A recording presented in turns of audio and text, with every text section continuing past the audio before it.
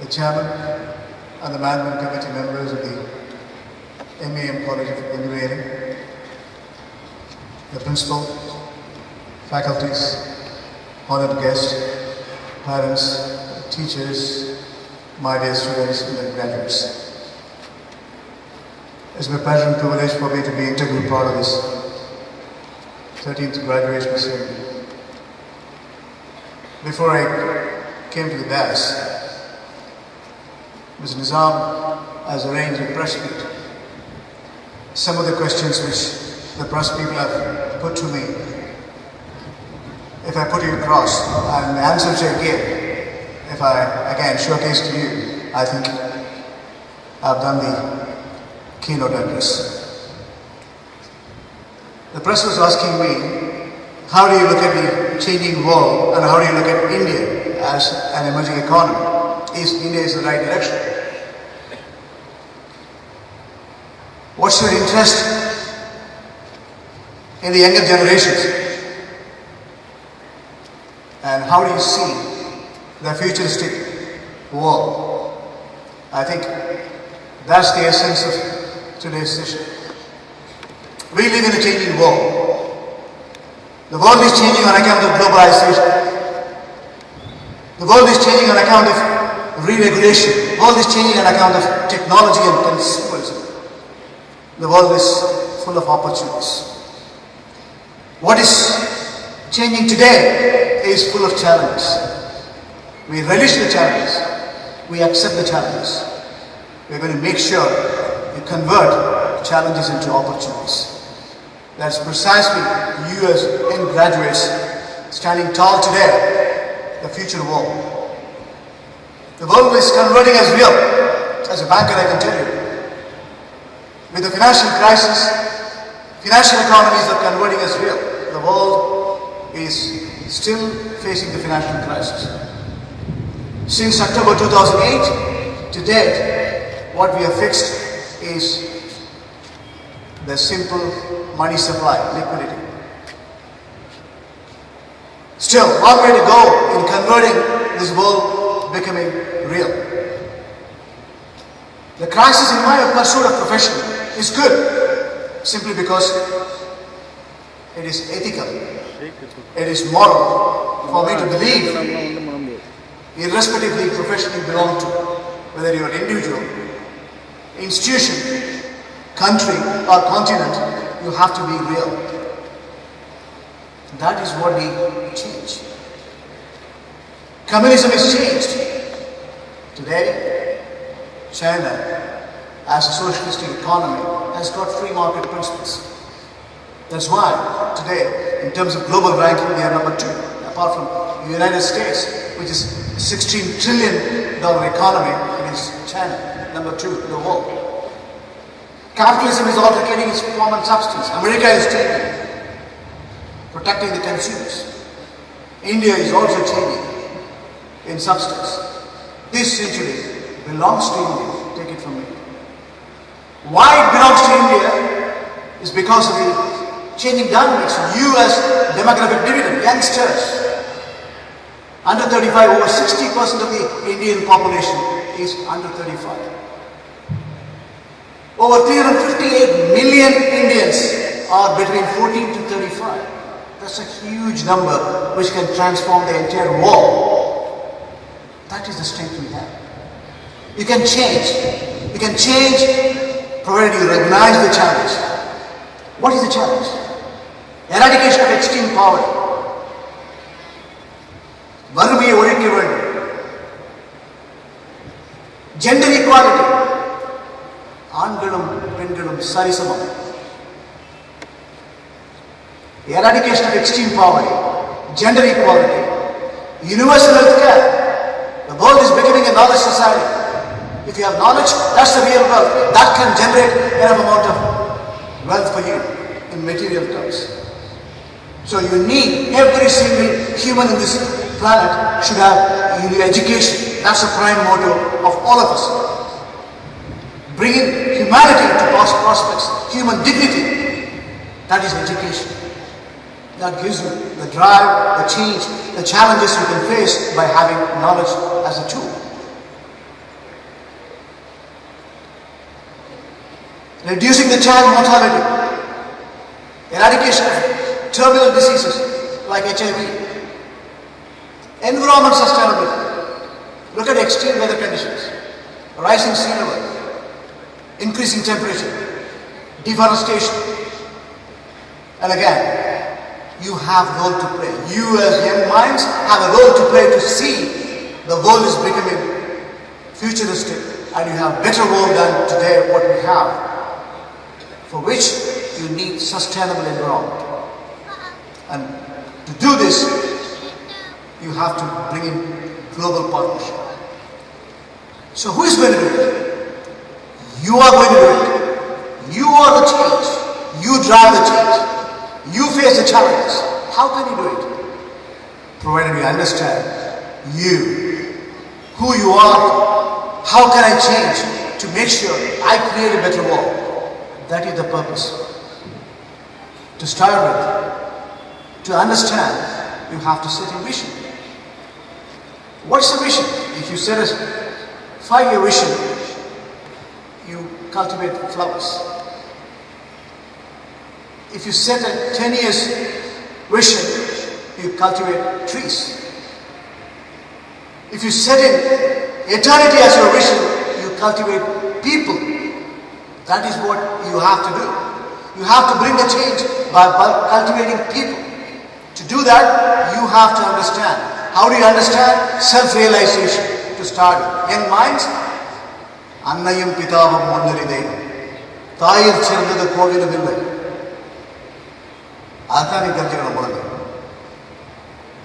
Once you integrate your heart and mind, you understand who you are. You have peace within you. You create peace within you. You become productive, positive, constructive. You engage in a world which is productive and positive. That's the drive. So you are constructive because you believe in yourself. You realize yourself. You integrate your heart and mind. There is no conflict within you. That's point number 1. You have to recognize the teachers who are here.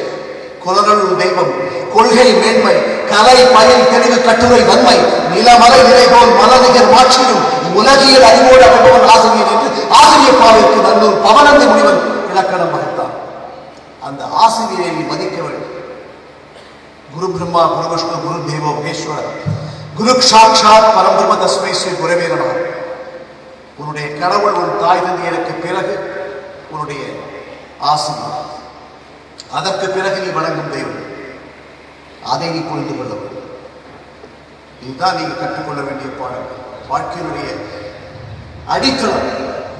இதை வைத்து ஏற வேண்டிய படிகள் ஏறாது. ஒவ்வொரு கட்டத்திலும் ஒவ்வொரு படிகளிலும் நீங்கள் சந்திக்க வேண்டிய சந்தர்ப்பங்கள் ஏறாது. அதை வாய்ப்பை நீங்கள் தக்க விடாமல் தக்க வைத்துக் கொண்டு வாழ்க்கையிலே முன்னேற வேண்டும் என்கின்ற பொழுது நீங்கள் வெற்றி பாதையிலே கண்டிப்பாக வளர முடியும். For which you need setting a vision. Point number 2, setting the right kind of vision in your mind. How do you feel the vision? How do I generate thoughts? How do I inculcate this habit of cultivating the right kind of vision? What is science without humanity? What is commerce without morality? What is pleasures without consciousness? Nothing. Purpose behind your life, meaning behind your action, drive behind your challenges, and making sure you drive it with the sense of purpose. That's what you have to do. Setting the right kind of goals. What you want to be. Today you are a graduate. What do you want to be in another 5 years? What do you want to be in another 10 years? What do you want to be another 15 years, 20 years, 30 years, 40 years? When you want to die, how do you want to die? When you die, what you are going to be looking like? What you are going to be spoken about when you pass out from this planet? What was the purpose of your life? Recognize that. Setting a kind mission for you to recognize you become a decent human to create a better world. For you to prosper, for a generation to prosper. An old man was planting a pond, oak tree. A young man was passing by. He asked the old man, Mr. Old Man, are you going to live to watch this tree grow? This plant growing? And again, you will get the trees. Are you going to be here in this planet? For which the old man replied, today I am getting a lot of fruits from these trees. There will be people behind me. There were people before me. That's what this planet is all about. This planet we are on lease. We have a limited purpose, limited time. A certain kind of mission and a vision in you will drive a change. And that's important. So, saying the goal is important, like Socrates. Socrates is a famous person. Young boy asked him, what's the secret of your success? He asked the young boy. Next day, asked him to sing. He was there. When the boy came, he took him to the nearby river and immersed him. When he turned blue, he pulled him out. When he started breathing, he asked him, what was that most desired need you had when you were under the water? He said, I was grasping for air. That's what you need when you want to sense the success. You have to be desperate to get the success. You have to feel the success. You drive the success there. That's sense of purpose. That is setting the goal. Then you need drive and determination. How do you drive? How do I get a determination? You have many examples. Mahatma Gandhi is a classic example. Martin Luther King is a classic example. Nelson Mandela is a classic example. Abraham Lincoln, classic story.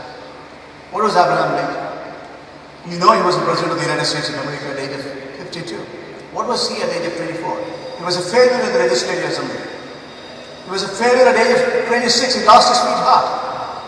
He was a failure in the Senate, 27. He lost his business, 28. He had a nervous breakdown, 30. Again he failed in Congress, 34. 37, again he failed in Senate. 46, he failed as a Vice President. 52, he was the President of the United States. Failures are the stepping stone for your success. Recognize that. That's important for you to become successful. Important thing is, recognize without failure, you don't achieve success. Without learning lessons, you don't have a foundation for you to become successful. You don't build castle on that. You have a very strong foundation to become a very strong building like this. Then comes hard work. There's no substitute for hard work. கடின முயற்சி விடாமுயற்சி கடின உழைப்பு இவை இரண்டும் உன்னுடன் கலந்து இருக்க வேண்டும். There's no substitute for hard work. I remember the story of a biology teacher.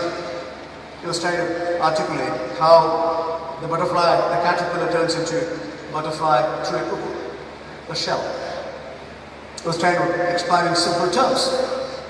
In a biology class, he was trying to show how the struggle is worth it. It's going to struggle for a while.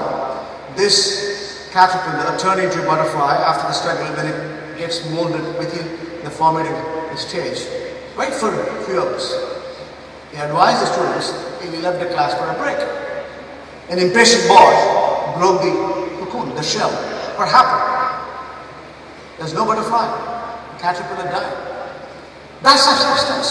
In the formative years, like you as a graduate, you have to work hard. You have to drive hard. You never know what you can do unless you try.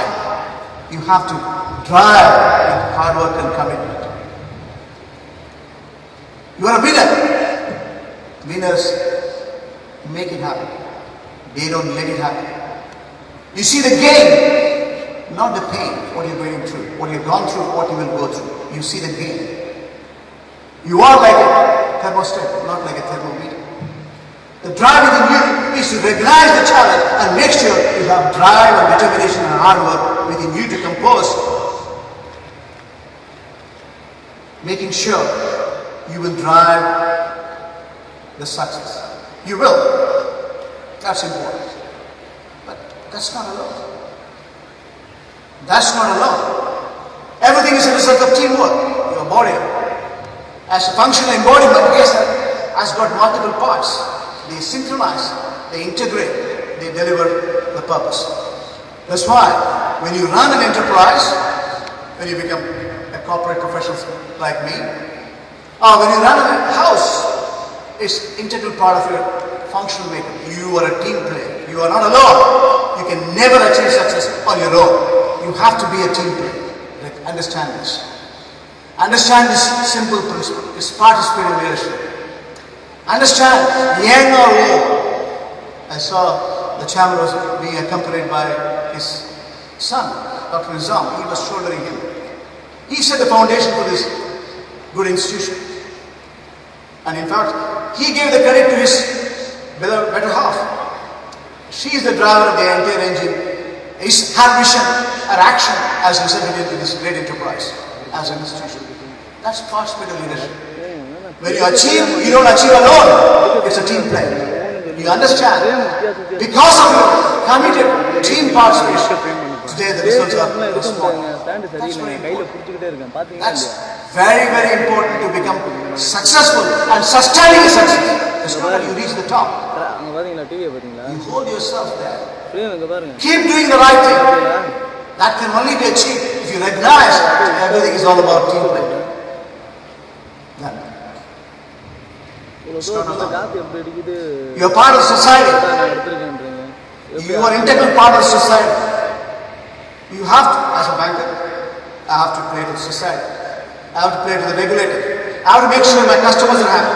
I have to make sure my shareholders are happy. I have to make sure my staff is happy. I have to make sure my society is happy as well. So socially, you are responsible. Your behavior, your conduct, your pursuit of profession, your action, your reactions, everything is integral part of your functional makeup. You have to understand the drive within you is integral. Your social responsibility is very important. Every action of yours has got reflection in the society. You have to make sure that comes in action. Every decision of yours is an integral part of the social makeup. It has got impact. That's being watched. Those days, cameras were watching. Today, Facebook is watching. We are only content providers. Actions are within you to respond as socially responsible. Meaningful citizenship. That is what is going to change. That drive will give you enough amount of opportunities. You can create a better world. Everything is possible provided you aim at it. One here, in your mind, and second, in your action. To get this action, you need to set principle-centered values. Values which I mentioned, few of them. This is not alone. As you grow, you start integrating your mind and heart and soul to see that you drive the change with a committed mission and everything is an opportunity. Life is full of opportunities. Your success is sustainable as long as you recognize it. Nothing is a pain. Everything is a gain. Everything is full of positive, constructive values. Everything is full of happiness. Everything is full of genuineness. Everything is real. Everything is total in terms of integrity and values. That's what you have to do. As young minds, you have to recognize this. Core values and ethics. It was 20 years before when I started my banking career. And as bankers, we have got a committed responsibility as integrity. At any gift, I lend money, I buy money and sell money. I lend or invest money. So the relationship manager has to disclose how much gift you get at times. At times you give gifts, you get gifts. Anything more than $20, I'm supposed to get. I came to know one of my colleagues got a gift of $5,000. I asked him, as a manager of the bank, I asked the gentleman, have you received a gift? He said, yes. Would you have told me if I have not asked you? He said, no. He was honest. There's nothing wrong with it. But his core integrity was not there. So I have no option than to weigh him out. So the issue is, honesty without integrity and character is baseless. That's what you are. You as an individual, you have to understand all these dynamics are governed within you as a principle-centered person. Only a good person can create good society. Only a group of good society can create good nation. Group of good nations alone can create united nations. Thank you, ladies and gentlemen, for your kind attention.